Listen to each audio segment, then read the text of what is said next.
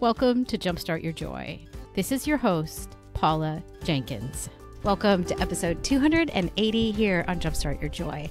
This week on the show, I'm really excited to be talking all about how you can look at the horizon and your perspectives in a time of transformation in ways that will help you find new joy where you are right now. And I'm going to share a brand new thing that I've been trying out called an easy week and how you can implement that in your own life in ways that you can find more joy and spaciousness in your day to day. The really fun thing about this week's episode is you can also watch the video live on YouTube, where I am recording and coming to you from the Sea Ranch, California, which is a very special place and one that found its way into the book that I recently wrote, which is Jumpstart Your Joy, Heart-Centered Ways to Find Joy in the Messy Middle, which is right here if you're looking at the video.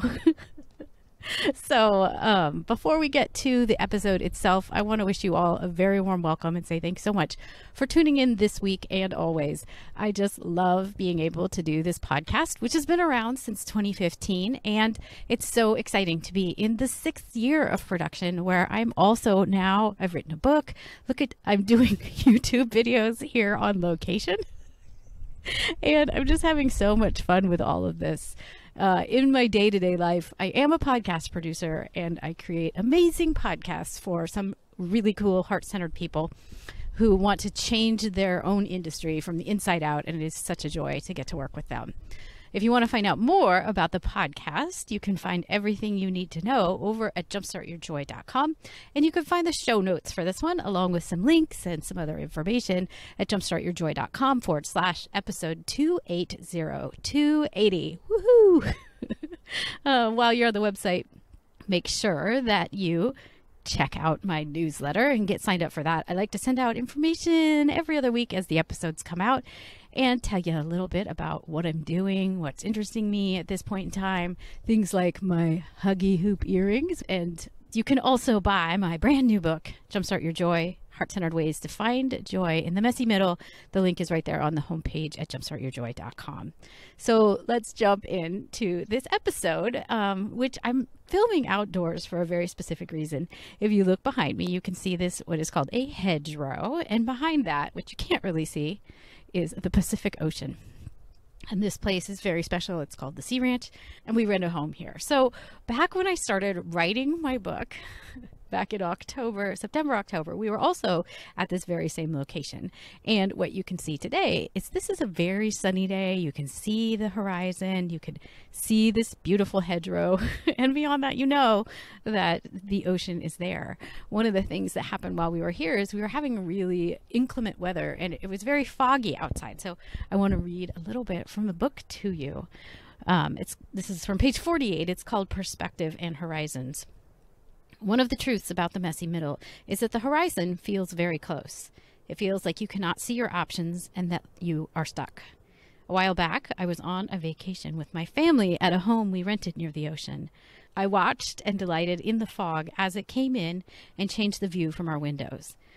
When it was sunny out, we could see all the way to the ocean.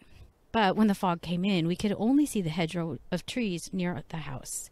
It struck me that the fog and the weather is like the change that we encounter in life. It comes in and it changes the view.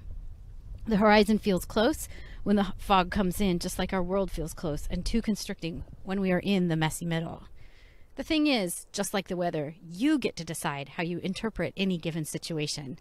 This is not looking for a silver lining. This is deciding how you want to approach it, and you get to choose perspective over fear. If it has become difficult to see your way through the fog or the messy middle of your life, these are the times to look for inspiration to act as a light to lead you through the fog. And I liken that light-filled inspiration to joy, acting as a way-finding emotion. And of course, on the show here, I talk about the joy is a way-finding emotion. It's something that we aim for and that we shoot for. And that it often can be the thing that we're aiming for. And even if we don't hit joy every day, we at least land somewhere in the space of contentment or happiness. So that's the piece in the book. And I just wanted to share this with you here today and also share a little bit more about this space that we love to come to so much. So this house that I'm at and that we're at this week is our second favorite home that we've found here at the Sea Ranch. back probably 8 years ago, we used to visit another home. And it doesn't matter, where it is exactly or what the name of it is, except that it was a place that was really special to us. We first took our son up here when he was a little bitty tiny guy, and my parents would come here when they used to live in Kansas City, and they would rent that house. And my husband's family has been here and been in that house. And we got to know the family really well that owned it. And I would say that we became friends with them. We got to know them. We got to know who their kids were. We got to know their story and, what they did for a living. And it was really interesting to get to know a home so well that you can kind of remember every room and every detail. It was really special. And it felt like, even from the first minute we walked into that house, like we were coming home in a new way. And so I think it's important, one, to notice when you find those places and like just soak them up and really love them for what they are and for what they offer you or your family. And then the other piece of it was that probably 3 years ago, we, emailed one of the two partners, one of the spouses, and said, hey, we'd love to rent your house again. Is it available? And the email that we got back was so heartbreaking. And it was, I'm so sorry. My husband and I are getting a divorce and we can't rent the house anymore. And I know this is small potatoes in the grand scheme of so many problems in the world and etc. But stick with me for a minute, because I feel like it does give an interesting lens for how we can approach things in our everyday life. Here, the thing is that we felt such a loss in knowing that we couldn't go back to this place that we love so much.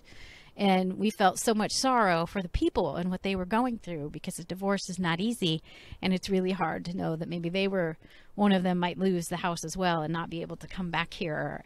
And so it became this thing where like, oh, if we had only known the last time that we had rented the place, that it was the last time, would we have marked it in some special way, or, leaving the door for the last time, said our little grateful thank yous to that home that had given us so many amazing memories. And, it was a process. It was a mourning process to lose something that we loved so much, and an interesting experience to go through, knowing and seeing in hindsight how much it had meant to us. And so we went on the search. And we said, we want to be able to keep renting up there. And what did we love the most about that place and that house and the way that it made us feel and the people that we rented from? And what we came up with was a very specific list of, like to be able to rent from a family who owns their home, as opposed to going through a big rental corporation, because it felt like I'd like to have another relationship with a family like the one that we had with that first family. And we wanted something where we could be near the walking trails that make this place so special. So right out here, there is a walking trail that goes along the cliffs, and you can walk out on the bluffs. And if you look on my Instagram page, you'll at Jumpstart Your Joy, you'll see some more of those pictures. And we wanted a place with, some other specific amenities, but those were the things.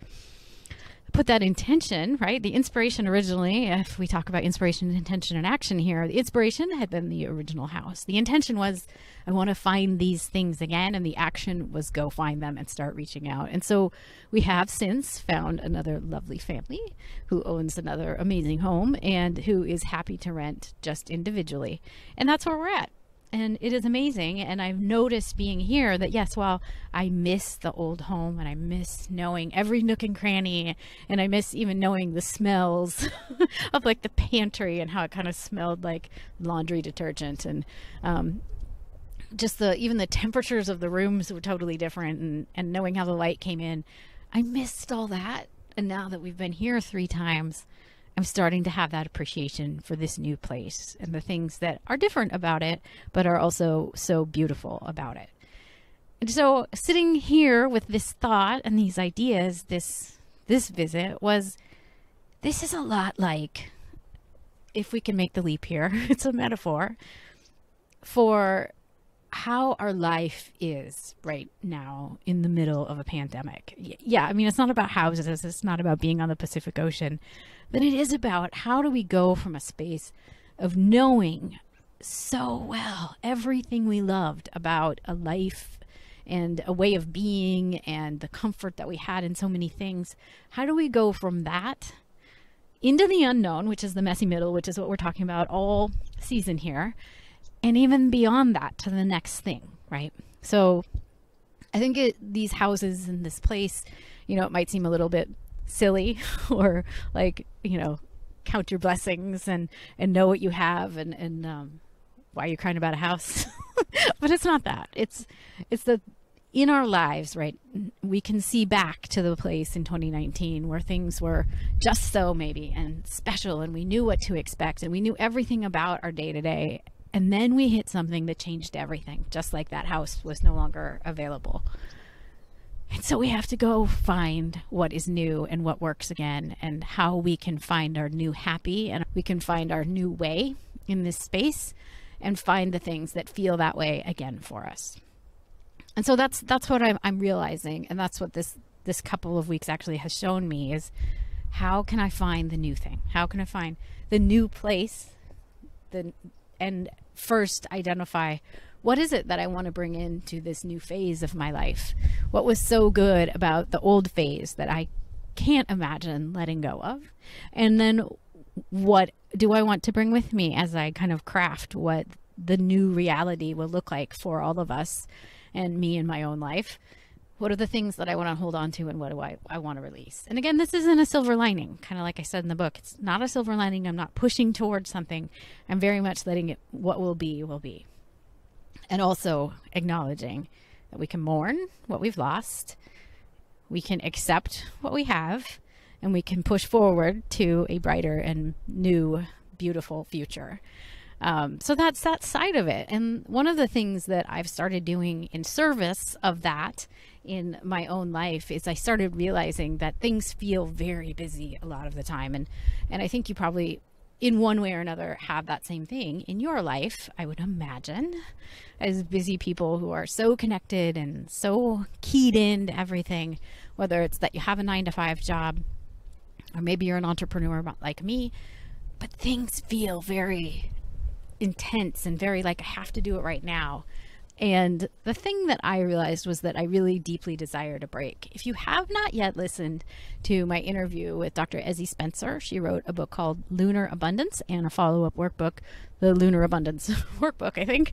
But it's all about taking inspiration from the phases of the moon and looking at ways that you can take time in your life to be or slow down, and time in your life that you can be in a doing phase, or, you know, be active and working on things. And her inspiration is from the moon, and she sees that the phases of the moon also kind of indicate for us when those yin or resting and yang or active times are. And so if you haven't read the book or haven't heard that interview, I totally encourage you to go back and listen, because it has revolutionized how I look at my own time.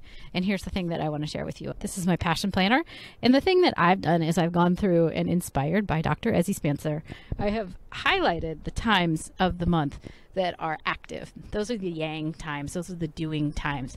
And I'm so much more productive during those times of the month. And the thing that I took is it became so hard to figure out how I could actually harness that for a business, etc. So the thing that I decided for myself a couple months ago was that I would give a go of a easy week.